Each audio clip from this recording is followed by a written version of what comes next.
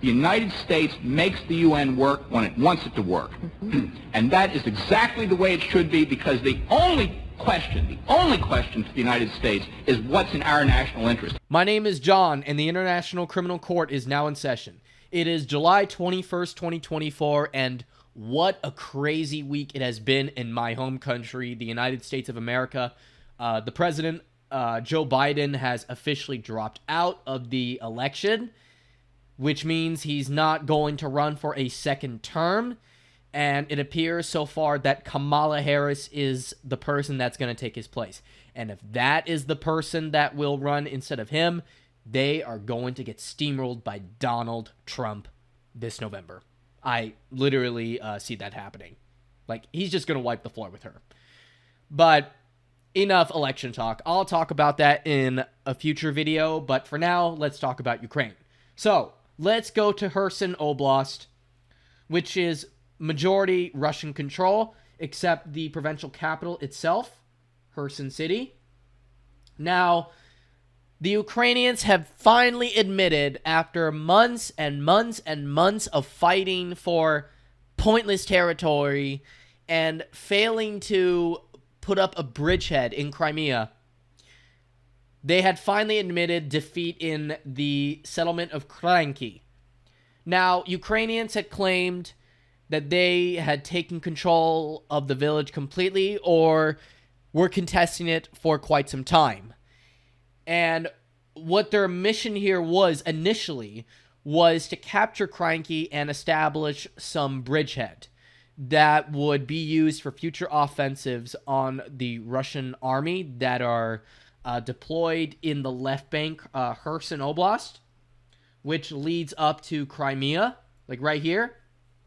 The Ukrainians, despite the fact that they'll probably will never get Crimea back, they had, for basically, I guess, an entire year, more than months to be exact, they had countlessly tried so many times to capture Kranki and had failed to do so. And as a result, 1,000 or so Ukrainians have either died or wounded or have gone missing as a whole. So the mission in Kranki was a complete failure. And as a result, Ukrainians have not only returned to their side of the river, which is here, which is right bank Kherson, but they also have started like evacuating like basically everything that they had gained in the failed offensive to capture Kranki, which includes these swampy islands here, which is not even a good place to defend anyway. So, yeah, that's the Kherson front.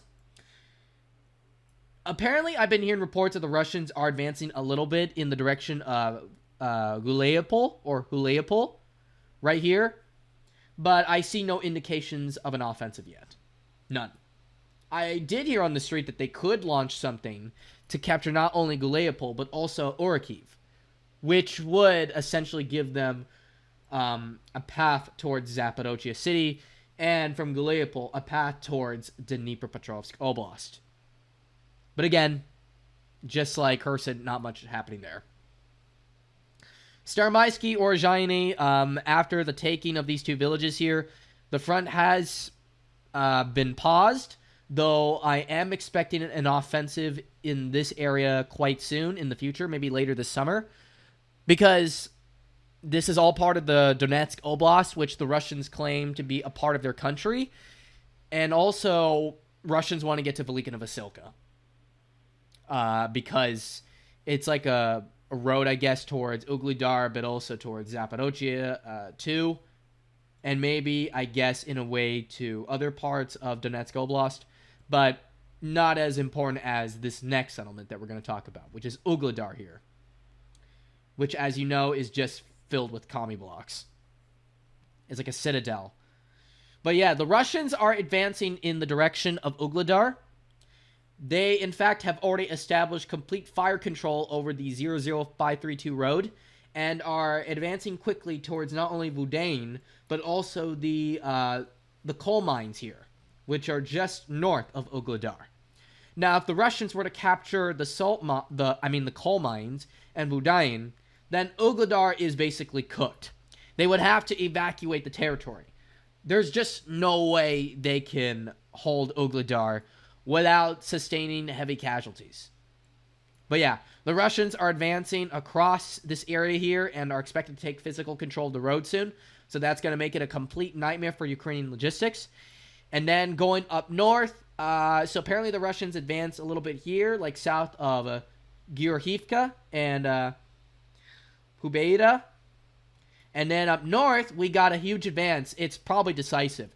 KRASNOGORIVKA is now mostly under Russian control. Around like 70 to like 90%, depending on what your definition of KRASNOGORIVKA is now under Russian control. Literally every single part or like important part, the commie blocks, the Central Park, the City Hall, the industrial sector, and all these other high rises here, including the residential areas, pretty much everything for the most part, except this corner here, this like northwest corner, is under Russian control. So KRASNOGORIVKA has partially fallen to Russia. Though I'm not expecting the battle for KRASNOGORIVKA proper to end probably for another week, but Ukrainians are definitely evacuating from the town of KRASNOGORIVKA. But yeah, this battle is basically over, and the Russians have established almost complete control over it. Now moving to the Avdiivka, or no, I shouldn't even say Avdiivka front anymore. It is now officially the Pokrovsk front. And to explain why that is, let me explain. First of all, Novoselivka Persha, or Novoselivka First, which is what some people refer to it as. Half of it is already under Russian control. It's not even a battle. I don't even know if any Ukrainians are even there anymore. Like, I heard they, for the most part, have already evacuated the village, and Russians are quickly moving to take it over, like the whole thing. And, yeah, they're about to establish complete control over Novoselivka Persha. And then up north, this was a surprising one to me. Quite surprising one. The Russians have established complete control over the village of Progress, or Progress. No joke. It's literally called Progress, which sounds a bit like progress. So yeah, you could call it progress. Like the Russians had made progress towards progress. But yeah, Progress has fallen to Russia. And with this capture here, we have now officially entered the dreaded Pokrovsk front. It is literally the beginning of the campaign by the Russian army to take control of the Pokrovsk metropolitan area here. It literally had just kick-started. And then the Russians have also established complete control over the village of Lazovsky.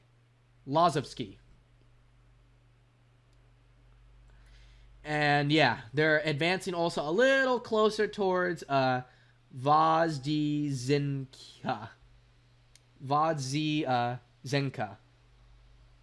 Sorry if I mispronounced it, but yeah, Russians are making advances in the Pokrovsk direction, and I'm expecting them to get closer and closer to the city itself and its suburbs in the coming month or two.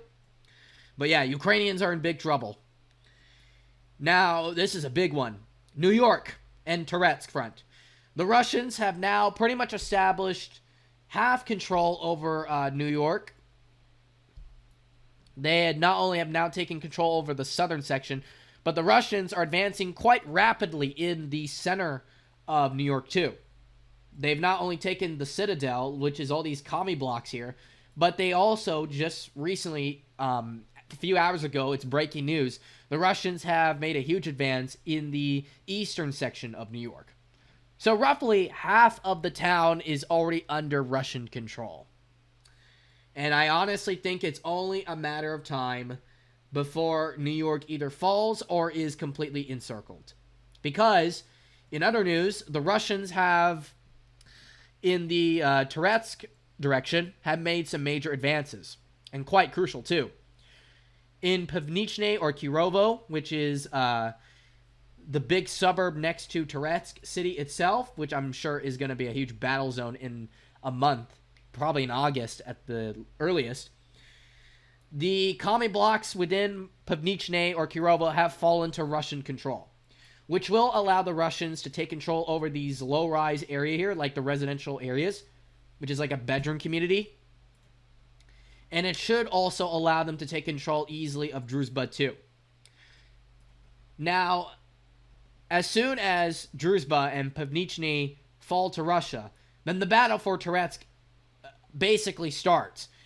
And it's only going to get harder for the Ukrainians to hold on to Toretsk, because if the Russians take these trash heap or like industrial like hills here, I don't even know why they're even dug up there, but if the Russians take these two hills here, I honestly don't know how the Ukrainians can hold on to Toretsk. I just don't know how they're going to do it. New York is cooked.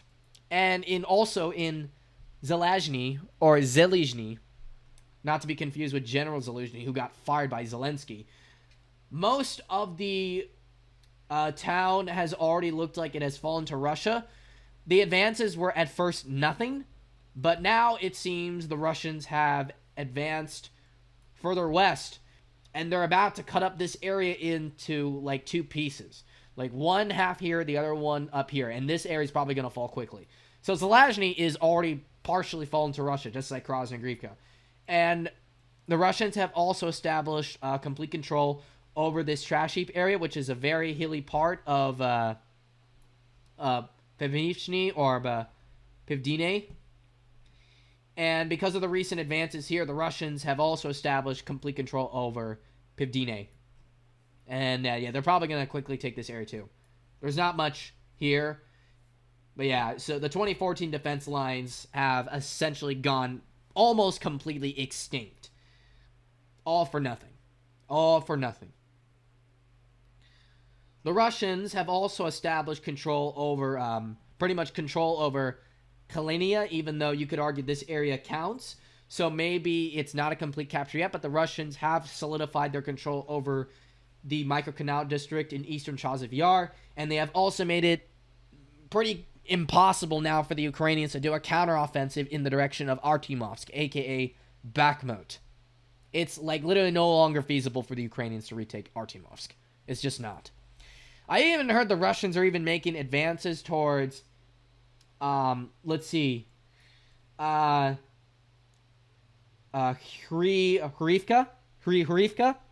or Grivka, but I don't have any confirmation of this, but I'm sure they're definitely going to try to take this and maybe a couple more of these villages up north, so then they can get maybe within firing range of Slovyansk and Kramatorsk, but I'm not expecting too much in this front for now.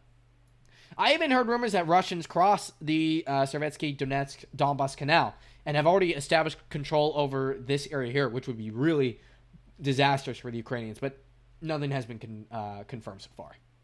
None. So take it with a grain of salt. In the Siversk direction, it looks like this front has been pretty much been activated.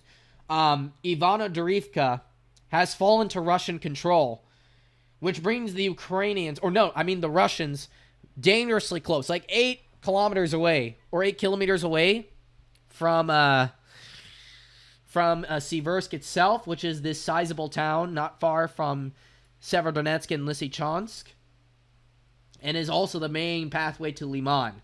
So if the Russians were to capture Siversk, then the pathway to Liman is open again for Russia.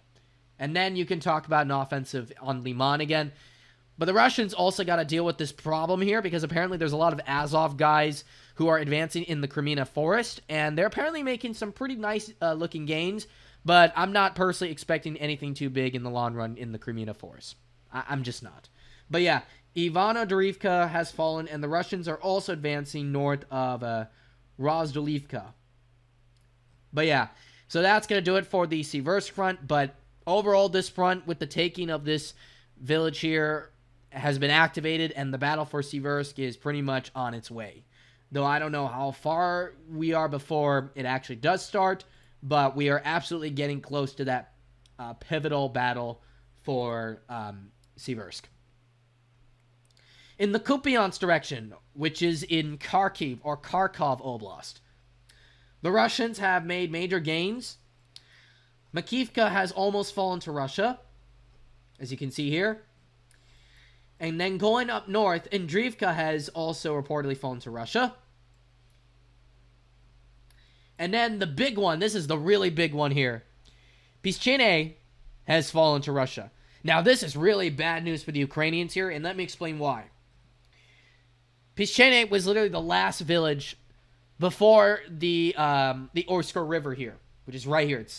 It doesn't look that big, but the Oyster River, which the Russians were pushed back from in September 2022, is now literally within reach. So, in the coming months, I'm expecting the Russians to conduct an offensive in which they will carve up areas of this sector here within Kharkiv Oblast and cut it up in maybe 1 or 2 pieces. They will advance here and they will cut this quarter off, and then they'll cut another part off, which then should give them the pathway to Borova, which is the largest settlement besides Kupiansk on the Oyster River. But yeah. So yeah, the Ukrainians are in danger of losing this part of the front, which could lead to the collapse of this area here, and then we would then see the battle for Kupiansk once again. And then going up north to Kharkiv Oblast, apparently it has been reported that the Russians have repelled an offensive in Gliboke, which means that all this here that you see on the Syriac map is no longer up to date, and apparently the Russians have reestablished complete control of Gliboke. So the offensive on Gliboke has failed, and it was all for nothing for the Ukrainians. And then lastly, Volchansk direction. Russians are apparently losing the battle for Staretsia. Apparently most of the village is now under Ukrainian control, or at least the center part of it. But it is reported, however, that the Russians have crossed the Servetsky Donetsk River and are reportedly getting ready for an offensive on southern Volchansk. And speaking of which, this will be the last thing I'll talk about before I end today's video. The Russians have reportedly, again, the map is outdated, so it's going to get changed tomorrow.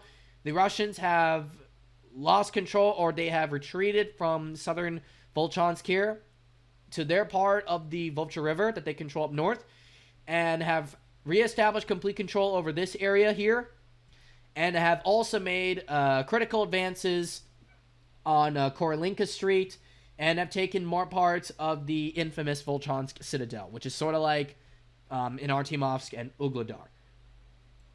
But yeah, the Russians are winning the battle for Volchansk. They're winning the battle to keep the areas that they took in Kharkiv Oblast, and they're especially winning the battle within Donetsk Oblast and the Kupiansk front too. So yeah, things are not looking good for Ukraine, and it's only going to get worse now, especially with the departure of President Biden from office. Donald Trump's running mate, J.D. Vance, who, by the way, is who lived for 4 years in Northern California, he's anti-Ukraine funding, though I don't know how serious he is, because we all know U.S. politicians tend to flip-flop as soon as they get into office. So I got to be very careful about setting my expectations. I mean, even some former Democrats are endorsing Donald Trump, like Tulsi Gabbard, for instance. Say all you want about her, but she's endorsing Donald Trump, who was nearly assassinated in Pennsylvania just last week or so. And yeah, but yeah, things are getting ugly in Ukraine, and it's not going to get any better for the Ukrainians. And it's only going to get better for the Russians as the weather cools down in the next 1 to 2 months. But yeah, so I hope all of you enjoyed my video today. Tell me what you think below of the news below about Biden dropping out of the race, along with the news that I just gave to you about the situation in Ukraine. And I will probably see you all next time. So have a great day, and peace out.